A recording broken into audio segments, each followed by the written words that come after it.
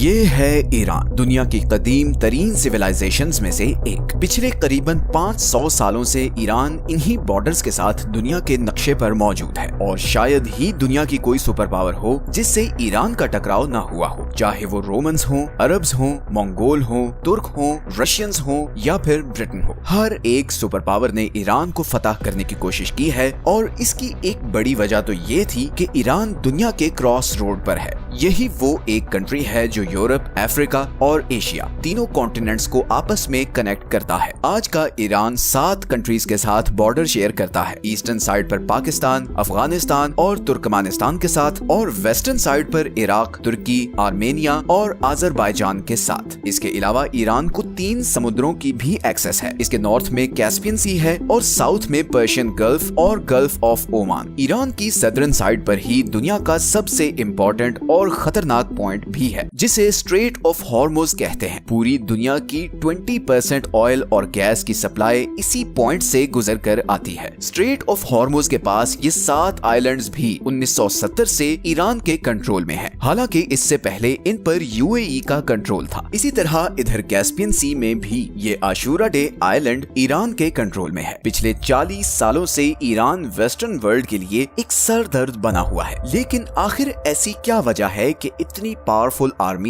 اور اکانومیز ہونے کے باوجود ابھی تک کوئی بھی ویسٹرن کنٹری ایران پر اٹیک کر کے اس پر قبضہ نہیں کر سکی؟ سب کنٹریز جانتے ہیں کہ ایران پر ڈائریکٹ اٹیک کرنا بہت زیادہ بیک فائر کر سکتا ہے۔ ایران کو انکانکوریبل بنانے میں بہت سی اور ریزنز کے ساتھ ساتھ اس کی جیوگرافی کا بھی بہت بڑا رول ہے۔ سچ یہ ہے کہ آج کی ویڈیو میں ہم دیکھیں گے کہ ایران کی ہسٹری، اس کی جیوگرافی اور اس کی پراکسی وارز نے اسے اتنا پاورفل کیسے بنا دیا ہے۔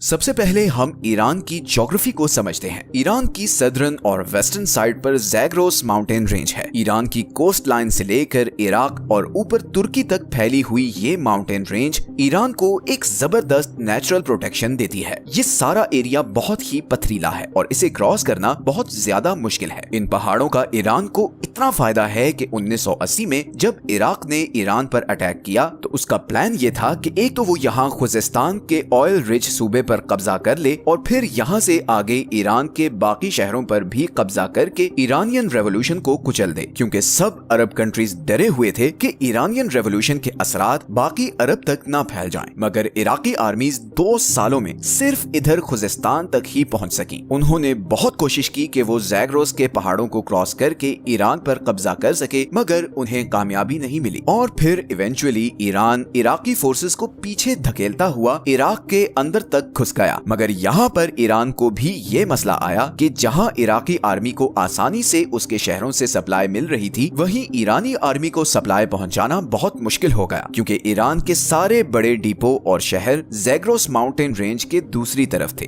یہی وجہ ہے کہ 8 سال بعد یہ وار بغیر کسی نتیجے کے ختم ہو گئی، اور دونوں کنٹریز کے بارڈر میں 1 انچ بھی چینج نہیں آیا۔ اسی طرح ایران کے ناردرن سائڈ پر کیسپین سی کے ساتھ البورز ماؤنٹین رینج ہے، جو اسے ناردرن سائیڈ سے پروٹیکشن دیتی ہے، اور یہ پہاڑ صرف ایران کو نیچرل پروٹیکشن ہی نہیں بلکہ بہت سے ریسورسز بھی دیتے ہیں۔ یہ دونوں mountain ranges uranium, silver, gold اور زنک سے مالا مال ہیں۔ ایران کے پاس دنیا کے سب سے بڑے زنک کے ریزروز ہیں۔ اسی طرح 20th سینچری نے ایران کی اس جیوگرافی کو 4 چاند لگائے جب یہاں پرشین گلف کے پاس آئل اور گیس کے بہت بڑے ریزروز ڈسکور ہوئے۔ آج کی ڈیٹ میں پوری دنیا کے 10% آئل اور 15% نیچرل گیس کے ریزروز ایران کے پاس ہیں۔ ایران کو ایک اور چیز جو پروٹیکشن دیتی ہے وہ 2500 کلومیٹر لمبی یہ کوسٹ لائن ہے جو 2 سمندروں کے بیچ ڈیوائیڈڈ ہے۔ بندر عباس ایران کا سب سے بڑا سی پورٹ دنیا کے ایک بہت بڑے چوک پوائنٹ اسٹریٹ آف ہارموز سے صرف 70 کلومیٹر دور ہے، اور یہی پوائنٹ آج ایران کا سب سے بڑا جیو پولیٹیکل لیوریج بھی ہے۔ اگر ایران اپنی نیوی کے ذریعے یہ پوائنٹ بلاک کر دے تو پوری دنیا کی اکانومی کلیپس کر جائے گی، کیونکہ دنیا کی 15% انرجی سپلائی یہاں سے گزر کر ایشیا اور یورپ کو جاتی ہے۔ اب اگر فرض کریں کہ کوئی یہ کوسٹ لائن اور یہ 2 ماؤنٹین رینجز کراس کر کے ایران کے اندر آ بھی جائے تو یہاں پر دوسرا سب سے بڑا بیریئر یہ دشت لوت اور کویر ریگستان ہے۔ لوت ڈیزرٹ کو دا ہاٹسٹ پلیس آن ارتھ کہتے ہیں، کیونکہ 2005 میں یہاں پر 70 ڈگری ٹیمپریچر ریکارڈ کیا گیا تھا۔ اس ٹف اور اب نارمل جیوگرافی کی وجہ سے ہی ایران کو کانکر کرنا آلموسٹ امپاسبل رہا ہے،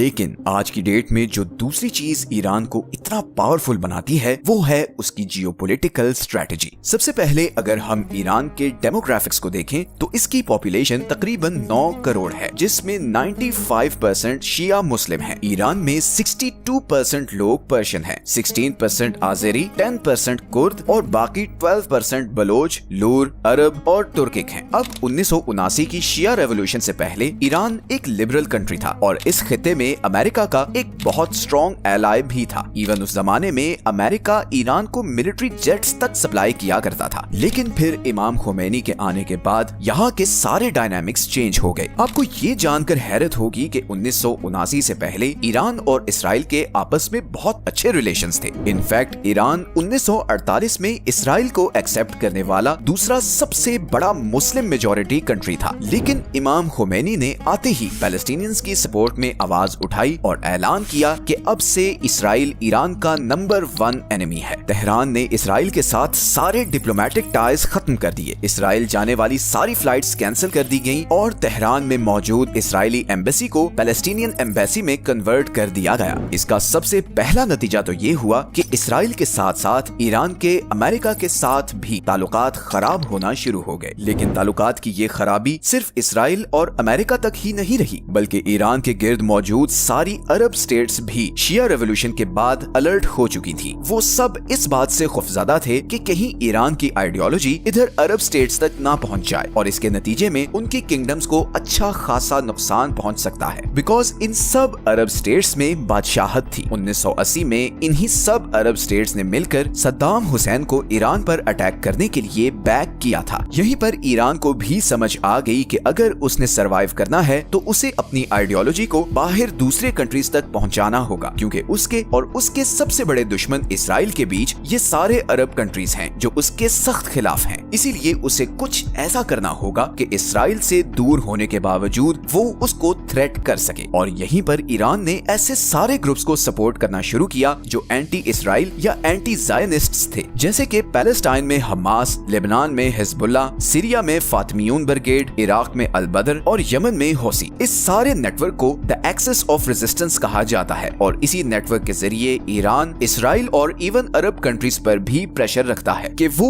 ईरान के खिलाफ कोई भी कदम उठाने से पहले 1000 बार सोचें। इसीलिए जब इसराइल ने गजा पर बम्बार्डमेंट शुरू की तो इधर लेबनान से हिजबुल्ला ने इसराइल पर मिसाइल फायर किए और यहाँ यमनी हौसियों ने रेड सी से गुजरने वाले इसराइली और अमेरिकन शिप्स को ड्रोन से टारगेट करना शुरू कर दिया। ईरान की इसी प्रॉक्सी वॉरफेयर स्ट्रेटजी ने उसे काफी डेंजरस बना दिया है। अब वॉरफेयर स्ट्रेटजी की बात हो ही रही है तो ईरान की ड्रोन टेक्नोलॉजी का जिक्र करना बहुत जरूरी है। जनवरी 2024 में जब हौसियों की तरफ से यहाँ से गुजरने वाले कंटेनर्स पर लगातार ड्रोन अटैक्स किए जा रहे थे, तब फ्रांस ने यमन के शाहिद ड्रोन को गिराने के लिए $1 मिलियन वाला Aster 15 surface to air missile use किया, जबकि यमनी ड्रोन की कॉस्ट सिर्फ $20,000 थी। यमनी हौसियों को ये सारे ड्रोन्स ईरान सप्लाई कर रहा है और इन ड्रोन्स की इतनी धूम मची है कि रशिया यूक्रेन के खिलाफ भी इन्हीं ईरानी ड्रोन्स को इस्तेमाल कर रहा है। अमेरिकन सेंट्रल कमांड की 2022 की रिपोर्ट के मुताबिक ईरान के पास पूरे मिडिल ईस्ट में सबसे ज्यादा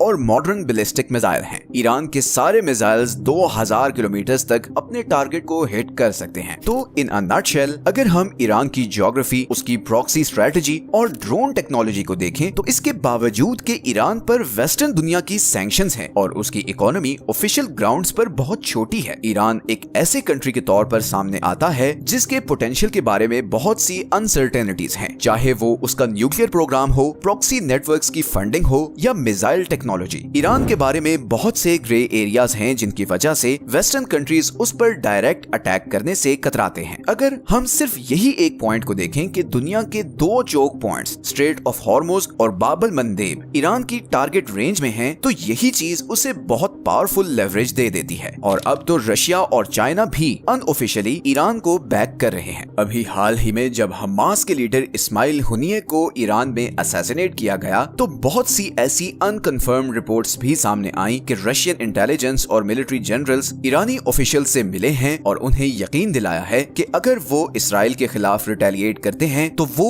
ईरान का भरपूर साथ देंगे। फिलहाल तो इस्माइल हुनिये के कत्ल के बाद ईरान की इंटरनल सिक्योरिटी पर बहुत से सवालात उठ रहे हैं और बाज़ाहिर बज़ाहिर ऐसा लग रहा है जैसे इंटरनली कुछ गड़बड़ भी है। ईरान इस पर कब और कैसे रिटेलिएट करेगा और क्या ईरान इसराइल और अमेरिका का जवाबी वार सहने की सलाहियत रखता है, ये तो आने वाला वक्त ही बताएगा। ये हैं वो सारे सोर्सेज जहां से हमने इस वीडियो के लिए कंसल्ट किया है। मिलते हैं नेक्स्ट वीडियो में एक और इंटरेस्टिंग टॉपिक के साथ। अपना ख्याल रखें। अल्लाह हाफिज।